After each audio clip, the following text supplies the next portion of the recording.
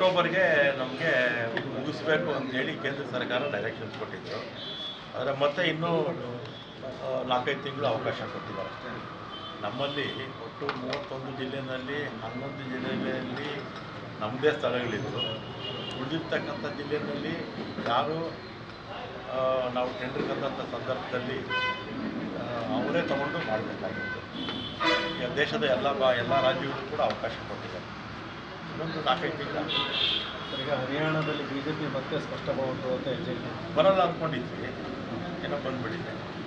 ಈ ಸರಿ ಸುಮಾರು 10 ವರ್ಷಗಳಿಂದ ಆಡಳಿತದಲ್ಲಿದ್ದರು.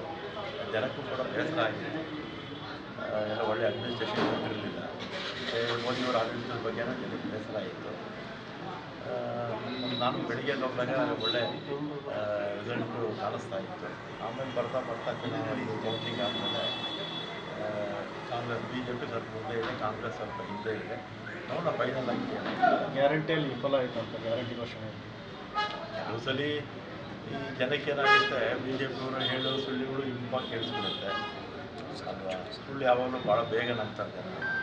ಮೋದಿಯವರು BJPಯವರು ಸುಳ್ಳು ಹೇಳೋದ್ರಲ್ಲಿ ಎಕ್ಸ್ಪರ್ಟ್ಸು. ಅವ್ರ ಸುಳ್ಳುಗಳು ಅವ್ರ ಜನಕ್ಕೆ ಚೆನ್ನಾಗಿ ಇಂಪಾಗಿ ಕೇಳಿಸುತ್ತೆ. ಮೊನ್ನೆ ಪಾರ್ಲಿಮೆಂಟಲ್ಲೂ ಹಾಗೆ ಕೇಳಿಸಿರೋದು ತಿರುಪತಿಯಲ್ಲಿ.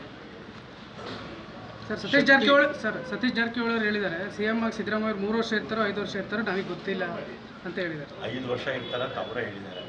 ಮತ್ತು ಇವಾಗ ಹೇಳಿದ್ದಾರೆ, ನಾನು ಹೇಳ್ತೀನಿ, ಅವರು ಹೇಳಿದ್ದಾರೆ, ಎಲ್ಲರೂ ಹೇಳ್ತಾರೆ.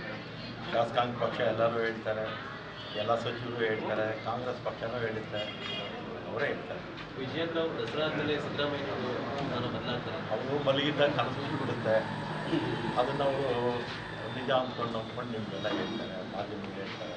ಸರ್ ಮುಡಾ ಕೇಸ್ನ ಡೈವರ್ಟ್ ಮಾಡೋದಕ್ಕೆ ಜಾತಿ ಗಣತಿ ವಿಚಾರ ಜಾತಿ ಗಣತಿ ಭಾಳ ದಿವಸದಿಂದ ಇದೆ. ಇತ್ತೋ ಇಲ್ವೋ, ಇವತ್ತು ಅದು ಯಾವತ್ತನ ಒಂದ್ಸಲಿ ತಗೋಬೇಕು. ಮೂಡ ಮಾಡೋದು ಕೂಡ ಆಗ್ತಾ ಇರುತ್ತೆ.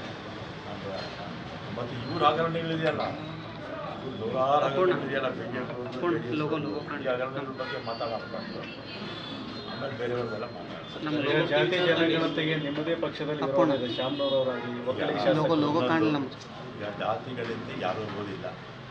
ಯಾಕಂದರೆ ಕ್ಯಾಬಿನೆಟ್ ಬಂದ ಮೇಲೆ ನಾವು ಅದರಲ್ಲಿ ಏನಿದೆ ಅಂತ ನಮಗೂ ಕೂಡ ಗೊತ್ತಾಗುತ್ತೆ. ಒಳ್ಳೇದಿದ್ದರೆ ಓಕೆ, ಇಲ್ಲಾಂದರೆ ಏನಾದರೂ ತಪ್ಪುಗಳಿದ್ದರೆ ಸರ್ ಮಾಡ್ಕೊಳ್ಳಿ ಅಂತ ಹೇಳ್ಬೋದು ಸರ್ಕಾರಕ್ಕೆ. ಅವರು ಸಲಹೆ ಕೊಡ್ಬೋದು. ಯಾರು ವಿರೋಧ ಮಾಡ್ತಾ ಇದ್ದಾರೆ ಅವರು ಸಲಹೆ ಕೊಡ್ಬೋದು, ಮಾಧ್ಯಮದವರು ಕೊಡ್ಬೋದು, ಎಲ್ಲ ಪಬ್ಲಿಕ್ ಕೊಡ್ಬೋದು ಅಲ್ವಾ. ಏನಾದರೂ ತಪ್ಪುಗಳಿದ್ದರೆ, ನ್ಯೂನತೆಗಳಿದ್ದರೆ ಸರ್ ಮಾಡ್ಕೊಳ್ಳೋವಂಥ ಅವಕಾಶ ಇದ್ದೇ ಇರುತ್ತಲ್ಲ. ಅದೇನು ಫೈನಲ್ ಏನಲ್ವಲ್ಲ. ಆಚೆ ಬಂದಾಗ ಗೊತ್ತಾಗುತ್ತೆ ಅಷ್ಟೇ ನಿಜ ಏನು, ವಾಸ್ತವಾಂಶ ಏನು, ಅದಕ್ಕೇನೋ ತಿದ್ದುಪಡಿಗಳಾಗಬೇಕಾ. ಶಕ್ತಿ ಯೋಜನೆ KSRTCಗೆ ಯಾವಾಗ ಇನ್ನು ಸ್ವಲ್ಪ ಬರಬೇಕು, ನಮ್ಗೊಂದು 1000 ಚಿಲ್ಲರೆ ಕೋಟಿ ಬರಬೇಕು. ಬರುತ್ತೆ ಗೊತ್ತಾಗ. ಸರ್ ಜಿಲ್ಲೆಯಲ್ಲಿ ಬಸ್ ಸ್ಟ್ಯಾಂಡು 2 ವರ್ಷದಿಂದ ಇನ್ನೂ ಆರಂಭ ಅಲ್ಲಿ KUDFದವರು ಸ್ವಲ್ಪ ಇಲ್ಲೇ ಹಣ ಕೊಡ್ತೀವಿ ಅಂತ ಹೇಳಿದ್ರು. ಇಲ್ಲಿ ಮೆಟ್ಲಿದೆ, KUDFದವರು ಇಲ್ಲೇ ಕೊಡ್ತೀವಿ ಅಂತ ಹೇಳಿದ್ರು. ಅವ್ರು ಯಾಕಂದ್ರೆ ಹಣ ಬೇರೆ ಕಾರಣದಿಂದ ಕೊಡಲಿಲ್ಲ, ಅದಕ್ಕೆ ಬೇರೆ ಹಣ ಒದಗಿಸಿ ಅದನ್ನು ಬೇಗ ಇದು ಅಗತ್ಯವಾಗಿ ಆಗಬೇಕಾಗಿರ್ತಕ್ಕಂಥದ್ದು. ಯಾಕಂದರೆ ಇಂಪಾರ್ಟೆಂಟು 10-15 ಜಿಲ್ಲೆಗೆ ಇದೇ ಪ್ರಮುಖ ಒಂದು ಬಸ್ ಸ್ಟ್ಯಾಂಡ್. ಈಗ ತುಮಕೂರಲ್ಲಿ ಒಂದಾಯಿತು, ಇಲ್ಲೂ ಒಂದಾದರೆ ಸಾರ್ವಜನಿಕರಿಗೆ ಆಗ್ತಲ್ಲ. ಸರ್ ಸತೀಶ್ ಜಾರಕಿಹೊಳಿ ಪರಮೇಶ್ವರ್ ಪದೇ ಸಭೆ ಮಾಡ್ತಿರುವಂಥದ್ದು, ನಿನ್ನೆ ಕೆಲ ಸಚಿವರು ಈಗ ಸೀಕ್ರೆಟ್ ಮೀಟಿಂಗ್ ಏನೂ ಇಲ್ಲ ಅಲ್ವಾ.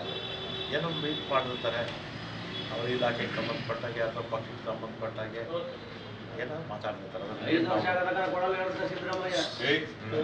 ದಲಿತ CM ಬಗ್ಗೆ ನಿಮ್ಮ ಅಭಿಪ್ರಾಯ ಏನು ಸರ್? ಈಗ ಖಾಲಿ ಇದೆಯಾ, ಮುಂದಕ್ಕೆ ಯಾವನ್ನ ಆಗಿಲ್ಲ, ಬೇಡ ಅಂತಿರೋಕ್ಕಾಗುತ್ತೆ. ಅವರು ಸಾಕಷ್ಟು ಸಂಖ್ಯೆಯಲ್ಲಿದ್ದಾರೆ. ಮುಂದಕ್ಕೆ ಪ್ರಧಾನಮಂತ್ರಿಗಳು ಯಾರಾದರೂ ಆಗಲಿ, ದಲಿತರು ಬೇಡ ಅಂತಿರೋಕ್ಕಾಗುತ್ತೆ. ರಾಷ್ಟ್ರಪತಿಗಳಾಗಿದ್ದಾರೆ, ಪ್ರಧಾನಮಂತ್ರಿಗಳು ಆಗಲಿ, ಮುಂದಕ್ಕೆ ಯಾವಾಗ